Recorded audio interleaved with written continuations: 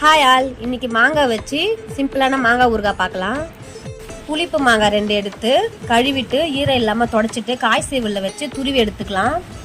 Stove பற்ற வச்சு ஒரு பேன் வச்சு 1 ஸ்பூன் வெந்தயம் நல்லா கலர் சேஞ்ச் ஆகிற அளவுக்கு வறுத்து ஒரு தட்டில் எடுத்து வச்சுட்டு திரும்பவும் அதே ஸ்பூனில் 1 ஸ்பூன் கடுகு நல்லா கடுகு பொரிய விட்டு அதையுமே எடுத்து ஜாரில் போட்டுக்கலாம். வெந்தயம் கடுகு நம்ம காரத்துக்கு தேவையான சில்லி பவுட்ரு 3த்தையும் மிக்சியில் போட்டு கொரன்னு அரைச்சி எடுத்துக்கலாம்.